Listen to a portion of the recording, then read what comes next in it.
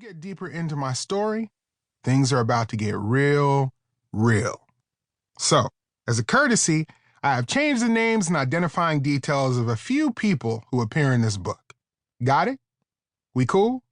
Dope. Let's go. Chapter 1, If She Only Knew. Every single day, I try to exercise. I have a 5-mile route that takes me down my block, through some city streets, and then out to the J. Percy Priest Dam, where I can look out over the lake and the water. There's a bench along that route that is my bench. I even call it that. When I see it, I say to myself, that's my bench. Sometimes when I see people sitting on it, I get a bit indignant. Yo, why you sitting on my bench? But I digress. I have done some of my deepest thinking on that bench. And though it's a common bench, I've had some uncommon moments on that bench. Also, it's a place to rest my tired black butt and drink a swig of smart water.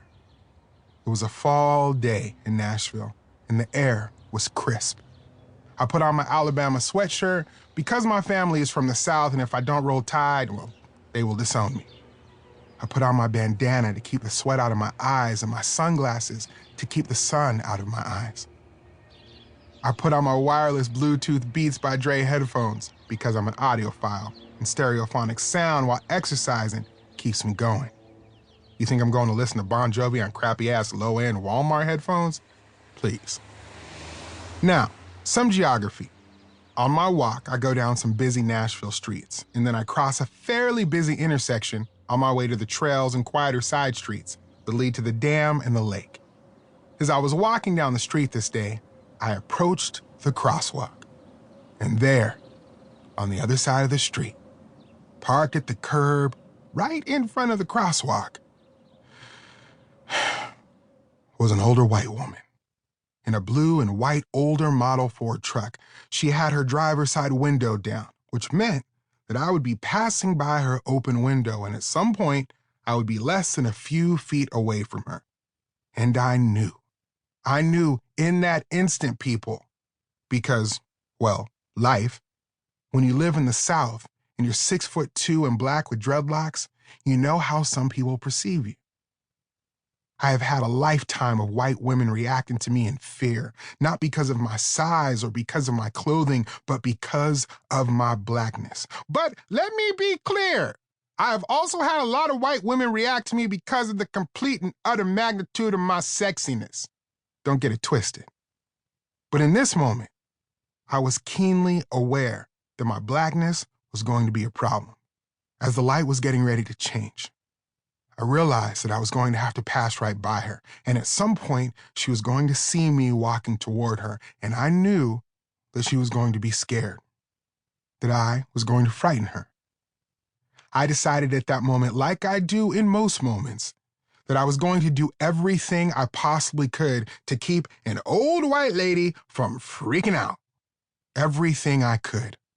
I took off the hood to my sweatshirt to expose my face. I wanted to appear like a black Mr. Rogers, just taking a stroll through the neighborhood. I took off my sunglasses so that she could see my eyes. I took off my headphones so she would know I could hear her. I put on a smile, a big one, a bright one. Have you seen my smile? It's pretty dope. It is pretty dope, for real. You should see it.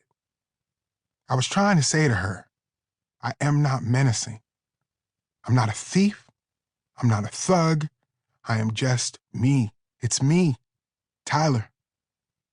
The light changed, and as I walked toward her car, I slowed down. I was saying to myself in hushed tones, Black Mr. Rogers, be the Black Mr. Rogers.